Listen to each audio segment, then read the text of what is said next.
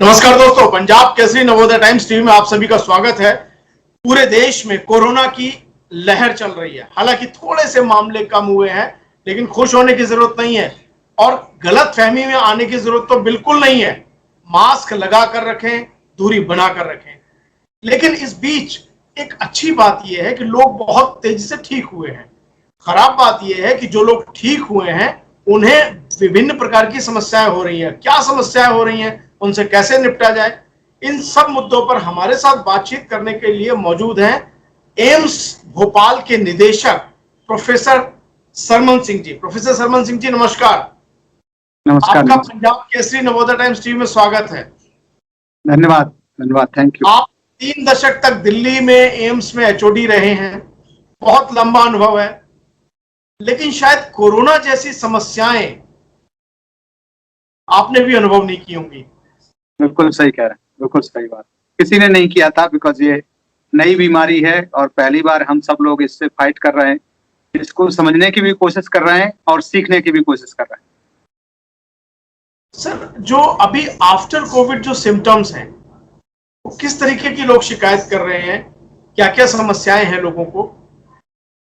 देखिए, सबसे बड़ी समस्या तो यह है कि लोग ठीक होने के बाद भी कमजोरी बहुत दिन तक रहती है, जो कि यूजुअली जितने भी वायरल डिजीज होती हैं, जो कन्वेंशनल आजकल हम जितनी जानते हैं वायरस के इन्फेक्शन होते हैं, वो जैसे 4-5 दिन में ठीक हो जाता है और उसके बाद नॉर्मल हो जाते हैं, दिनचर्या अपनी ठीक ठाक हो जाती है और कोई उनके रेमिनेंट जिसकी चीजें होती है वो नहीं होती। लेकिन कोरोना भी एक वायरस है, लेकिन ये कुछ दूसरी तरह से बिहेव कर रहा है, तो कमजोरी कई लोगों को तो महीनों तक रह रही है। नंबर 1 पहली चीज, कमजोरी, बहुत ज्यादा कमजोरी रहती है। नंबर 2 ये है कि कई बार लोगों को दोबारा से खांसी जुकाम, और खांसी बहुत लंबी चल जाती है और बुखार भी बहुत दिन तक रह रहा है। जो यूजुअली वायरल डिजीज, टिपिकल जो वायरसेस होते हैं, उनमें यूजुअली इतने लंबे तक सिम्टम नहीं रहते, 4-5 दिन में ठीक हो जाते हैं, लेकिन इसमें कभी कभी महीनों तक चल रहे हैं। तीसरी चीज जो इसकी कॉम्प्लिकेशन है और वो सबको बॉदर कर रही है कि कई बार घर में लोग जाकर के ठीक होते हैं, ठीक होके चले जाते हैं, तो उनको देखा गया है कि हार्ट अटैक पड़ जाता है, उनकी सडनली मृत्यु हो जाती है। और चौथी जो प्रॉब्लम है वो आजकल सब आप लोग नोट कर रहे होंगे, कुछ लोगों में ये भी देखा गया है कि उनमें कॉम्प्लिकेशन के रूप में जो ब्लैक फंगस जिसको कहते हैं, म्यूकोरमाइकोसिस कहते हैं, तो वो भी हो रहा है। तो ये 4 चीजें बहुत मुख्य रूप से हैं जो कि लोगों में देखने को मिल रही हैं और ये नेचुरली काफी बॉदरसम है, जिसको कहते हैं हम, काफी चिंता का विषय है। यूजुअली वायरल डिजीज में नहीं होती इस तरह की समस्याएं जो इसमें हो रही है। अब मैं शुरुआत करता हूं बुखार की। मैंने कई पेशेंट से मेरी बात हुई, उन लोगों ने हमसे भी संपर्क किया। 99 बुखार आ जाता है, कई बार 100 तक पहुंच जाता है, फिर ठीक हो जाते हैं, पैरासीटामोल खाते हैं, ठीक हो जाते हैं। खांसी, बुखार, इन सब से कैसे निपटा जाए? क्या प्रोटोकॉल आप लोगों की तरफ से तय किया गया है? कैसे लोग बचें?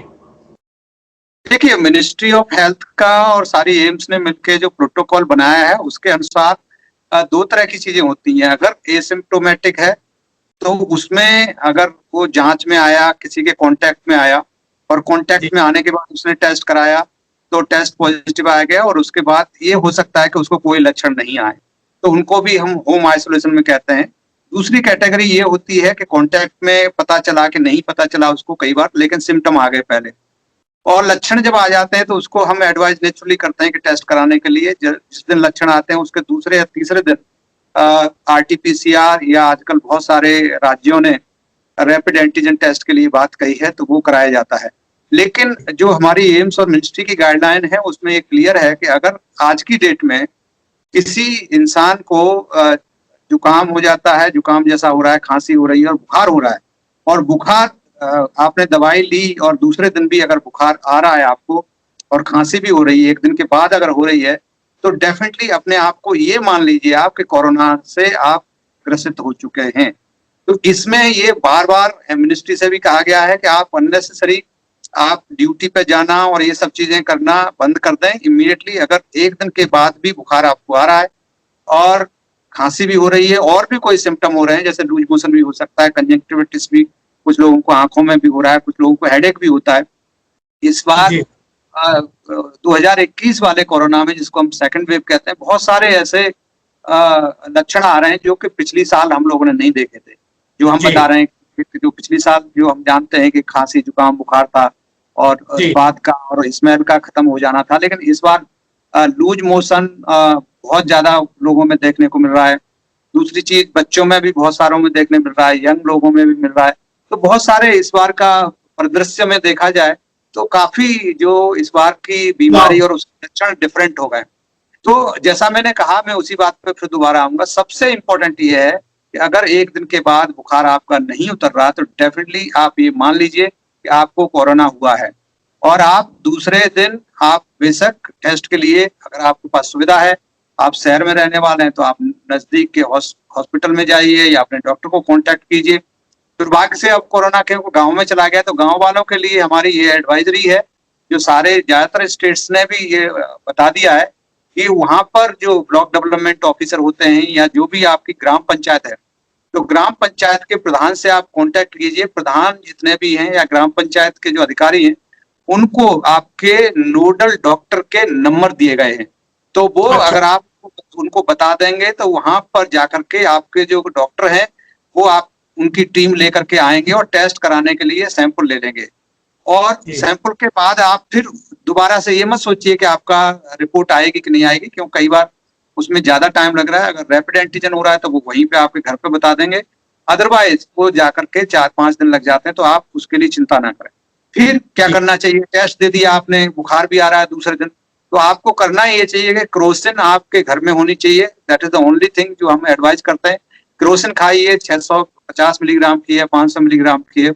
जितनी बार अगर बुखार आए, तो बुखार जब तक नॉर्मल नहीं आ जाता तब तक आप 3 बार खा सकते हैं। 500 मिलीग्राम की है तो इवन 4 बार भी खा सकते हैं, 2 ग्राम तक ले सकते हैं 24 घंटे में। वो लीजिए। और आपको अगर कोई सांस लेने में कुछ प्रॉब्लम लग रहा है और खांसी भी हो रही है, तो आप ऑक्सीमीटर अगर आपके पास है तो बहुत अच्छी बात है। ऑक्सीमीटर से आप अपनी ऑक्सीजन देखिए, 94 से कम हो रही है तो डेफिनेटली आपको डॉक्टर से कंसल्ट करना चाहिए। यूजुअली दूसरे दिन नहीं होती है, चौथे 5वें दिन आपकी ऑक्सीजन का इशू आता है। तो तीसरे चौथे दिन तक अगर बुखार आपको है, खांसी भी हो रही है और कोई सिम्टम हो रहा है, तो आप वहां पर ऑक्सीमीटर से अपनी ऑक्सीजन का लेवल देखिए। और ऑक्सीजन अगर 94 से ऊपर है, 5 है, 6 है, तो डेफिनेटली कोई चिंता की बात नहीं है। लेकिन अगर 94 से कम आ रही है तो अपने डॉक्टर से बात कीजिए। और अगर 90 से भी सडनली, कई बार कुछ लोगों में देखने में मिला है कि सडनली कम आ जाती है, तो 90 अगर है तो इमरजेंसी में जाकर के आप जाइए अपने नियरेस्ट जो भी हॉस्पिटल है। अगर गांव के रहने वाले हैं तो आप पंचायत से आप कांटेक्ट कीजिए, कोऑर्डिनेट करेंगे, वो आपको भर्ती कराने की कोशिश करेंगे। ये आइडियल सिचुएशन, आदर्श सिचुएशन बता रहा हूँ। ये होता है कि नहीं होता है, आपके पंचायत कैसी है कैसी नहीं है उसकी मैं बात नहीं कर रहा हूँ, लेकिन हम जो गाइडलाइंस हैं उसकी हम बात बता रहे हैं। तो वहां आपको भोपाल में है जी, आप भोपाल में हैं, आप वहां देख रहे हैं। अभी ग्रामीण क्षेत्रों में क्या माहौल है? क्या बहुत ज्यादा इसका स्प्रेड हो चुका है, बहुत बढ़ रहा है तेजी से? देखिए, गांव में हम लोग तो जितने भी एक्सपर्ट हैं, पहले से ही हम इस बात का अंदेशा था हम लोगों को, और वही हुआ है, गांव में पहुंच चुका है। जैसे हम देख रहे हैं कुछ स्टेट्स हैं जैसे राजस्थान और महाराष्ट्र और मध्य प्रदेश, लेकिन सबसे ज्यादा जो भयावह स्थिति जो इस समय हो रही है वो उत्तर प्रदेश में हो रही है। इन सबसे ज्यादा जी जी उत्तर प्रदेश में इतना काफी बुरा हाल हो गया है और गांव के इंटीरियर तक पहुंच चुका है, वहां डेथ भी हो रही है। वहां क्या हो रहा है, जैसे मैंने बताया कि हमारी गाइडलाइन है कि गाइडलाइन के अनुसार उसमें जो ग्राम पंचायत आपको कोऑर्डिनेट करेगी। लेकिन देखा गया कि बहुत सारे लोगों के पास ये सुविधा, ग्राम पंचायत के पास भी कोई नोडल ऑफिसर्स के नंबर नहीं है, वो नहीं दिए गए हैं, तो इस तरह से उनके टेस्ट नहीं हो पा रहे हैं। तो जब टेस्ट नहीं हो पा रहे हैं तो उनके सामने ये दुविधा है कि जब उनके टेस्ट नहीं हो रहे, उनका रजिस्ट्रेशन नहीं हो रहा, तो जब रजिस्ट्रेशन नहीं होगा तो फिर उनका नाम भी रजिस्ट्रेशन में नहीं चढ़ेगा। तो अगर उनकी से फॉर एग्जाम्पल मृत्यु भी हो जाती है तो उनका रिकॉर्ड भी हमारे किसी रजिस्टर में नहीं रहेगा। तो इसलिए टेस्ट के लिए, उनका जांच के लिए रजिस्ट्रेशन बहुत जरूरी है, जो कि गांव में कुछ कुछ स्टेट्स में नहीं हो पा रहा है। एंड ये एक चिंता का विषय है।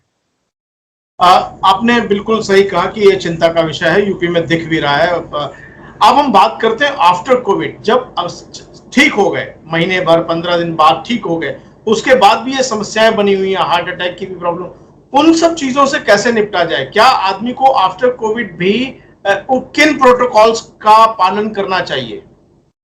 देखिए, ऐसा अगर किसी अच्छे हॉस्पिटल में भर्ती रहे हैं तो डेफिनेटली डिस्चार्ज के बाद भी डॉक्टर आपको सलाह देते हैं कि जो जिसको ब्लड थिनर कहते हैं हम, जी वो देते हैं। तो हॉस्पिटल में जब होते हैं तो इंजेक्टेबल के रूप में देते हैं, हेपरिन का इंजेक्शन देते हैं। और अगर वो डिस्चार्ज हो जाते हैं तो उनको भी यूजुअली, अगर वो वल्नरेबल हैं, हाइपरटेंशन है या उस तरह से एज उनकी ज्यादा है, तो यूजुअली उनको एस्प्रिन जो होती है लो मॉलिक्यूलर वेट की, वो एस्प्रिन देते हैं।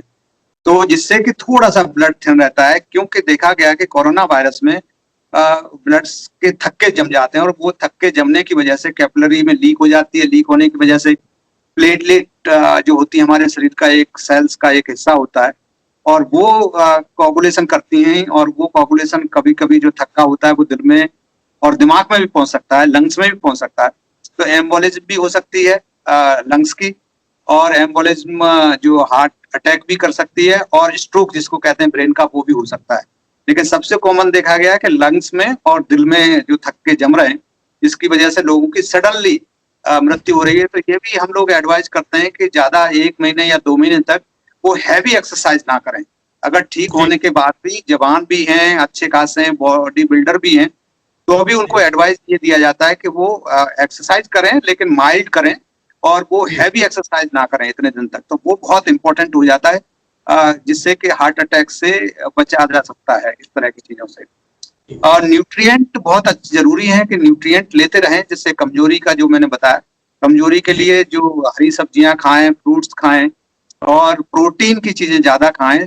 शुगर और फैट नुकसानदायक है, वैसे भी नुकसानदायक होते हैं अदरवाइज ऑल्सो हेल्थ के लिए, लेकिन कोरोना के टाइम में और ज्यादा नुकसानदायक है। तो इन चीजों से बचें, और उसके लिए ये मेरा सजेशन होगा कि हाई प्रोटीन डाइट, जो वेजिटेरियन है वो भी पनीर वगैरह खाएं, दालें खाएं, और जितनी मूंगफली वगैरह, जितने जो नट्स वगैरह वो लें। और जो नॉन वेजिटेरियन है वो तो नेचुरली नॉन वेज ले सकते हैं, तो उससे उनकी प्रोटीन का सफिशिएंट रिक्वायरमेंट पूरा हो जाएगा। नॉनवेज में मटन, फिश, अंडा और चिकन सब कुछ खा सकते हैं? बिल्कुल खा सकते हैं, लेकिन जिनका जो हैवी है तो मटन, लीन मटन खा सकते हैं, लेकिन फैटी मटन ना खाएं तो अच्छा रहेगा। बट फिश एंड चिकन में कोई इशू नहीं है। अंडे की सफेदी खाएं, पीलापन जो होता है उसमें कोलेस्ट्रॉल ज्यादा होता है, तो उसको ना खाएं तो अच्छा रहेगा।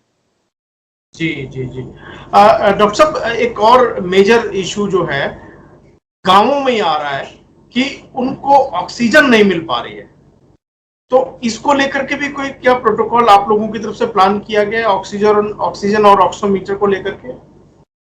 ऑक्सीजन गांव में, देखिए ऐसा है कि गांव में नहीं मिल रही है, दुर्भाग्य की बात है, लेकिन इसमें इसका टेक्निकल हमारे पास कोई जवाब नहीं है, प्रोटोकॉल भी ऐसा कोई नहीं है। ऑक्सीजन मिलनी चाहिए, कैसे मिलती है वो इम्पोर्टेंट है, और उसके लिए ये राज्य सरकारों का, मुझे लगता है कि उनका कर्तव्य है किस तरह से उनको अरेंज करके देना है, और उनको देना चाहिए इस तरह की चीजों को उनका अरेंजमेंट करना चाहिए। जहां नहीं हो रहा, मैं उस पर आप लोग सब रिपोर्ट करते रहते हैं, मैं उस पर ज्यादा नहीं बोलना चाहूंगा, बिकॉज ये राज्य की व्यवस्था है और व्यवस्थाओं में कमियां तो है ही हैं, हम देख ही रहे हैं। अब उसमें बार बार उस चीज को कुरेदने से कोई फायदा नहीं है। ठीक बात। तो ये आपने बहुत काम की बातें बताई, और खासतौर से उन लोगों के लिए बताई जो ग्रामीण क्षेत्रों में हैं या छोटे शहरों में हैं। हर व्यक्ति इस समय सतर्क रहे। सबसे बड़ी एहतियात ये है कि आप डॉक्टर की सलाह लेते रहें। बहुत सारे फोन कॉल्स आपको आते होंगे, आपने भी खुद हेल्पलाइन चलाई हुई है, उन हेल्पलाइंस पर लोग बात करते रहें। डॉक्टर सिंह भी खुद, आप भी हेल्पलाइन पर उपलब्ध रहते हैं, मेरी जानकारी में जो आई है।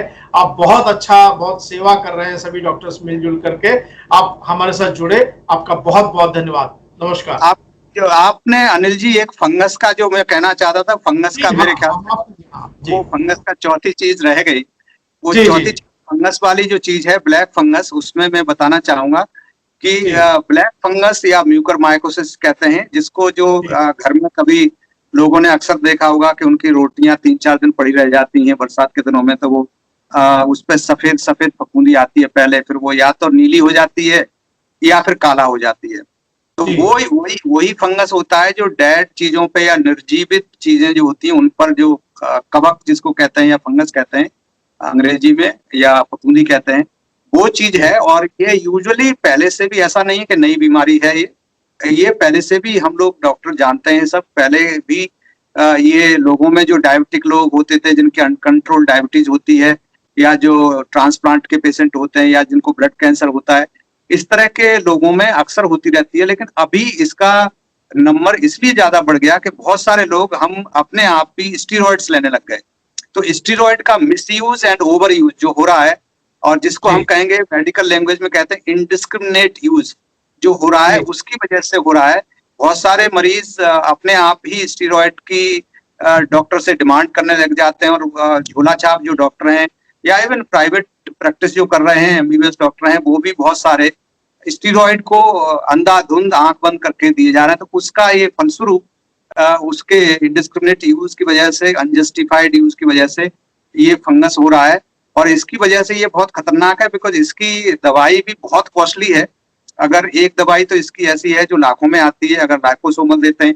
दूसरी दवाई है उसका गुर्दे पे असर आ जाता है। तो अगर या तो सस्ती देनी है तो गुर्दे को संभाल के रखना पड़ेगा, अगर गुर्दे को अगर सुरक्षित रखना चाहते हैं तो बहुत पैसे आपको लाखों खर्च करने पड़ेंगे। तो इसलिए ये बहुत जरूरी है। या फिर सर्जरी करनी पड़ती है तो आपकी आंख गंवा सकते हैं आप, या सारी नाक गंवा सकते हैं, या इससे बचे कैसे डॉक्टर साहब? सारी पैलेट को और सबको ये खा जाता है, अंदर ही अंदर बोन्स को खा लेता है, और आंख बिल्कुल चली जाती है। तो इस तरह से ये बहुत खतरनाक बीमारी है। तो मेरा आपके माध्यम से ये कहना होगा कि सब लोग डॉक्टर की सलाह के बिना घर पे जो होम आइसोलेशन में है, स्टीरॉइड कृपया ना लें। लोग लेने लग जाते हैं अपने आप ही, और केमिस्ट भी उनको दे देते हैं। तो ये बहुत खतरनाक है अपने आप लेना। और हमारे जो गांव के जो डॉक्टर हैं, प्राइवेट प्रैक्टिस करते हैं, जो घूम घूम के करते हैं, या जो लोकल छोटी छोटी क्लिनिक लगा के बैठे, डेक्सामेथासोन खुल के दे रहे हैं। और खासतौर से अगर मरीज डायबिटिक है या उसको और कोई कॉम्प्लिकेशन है, तो उनमें तो बिल्कुल ही चांस हाई हो जाता है कि उनको ये म्यूकरमाइकोसिस या ब्लैक फंगस होगा ही होगा।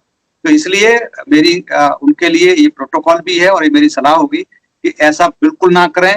स्टीरॉइड केवल डॉक्टर की सलाह से हॉस्पिटलाइज्ड जो भर्ती हो रखे हैं मरीज, उन्हीं को देने की जरूरत है।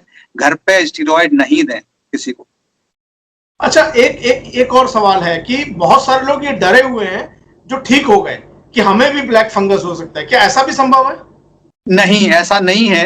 एक्चुअली ये जो धूल मिट्टी जो होती है, सड़ी हुई चीजें होती हैं, या जो लकड़ी सड़ी हुई होती है, तो गांव के लोगों में इनका ज्यादा थोड़ा सा डर है। तो वो थोड़े दिन कोरोना से रिकवर जो हुए हैं, वो खेतों में ना जाएं थोड़े दिन तक, या जो मिट्टी का काम ना करें थोड़े दिन। तो इस चीज का ध्यान रखेंगे तो अच्छा रहेगा, केवल 1 महीने तक।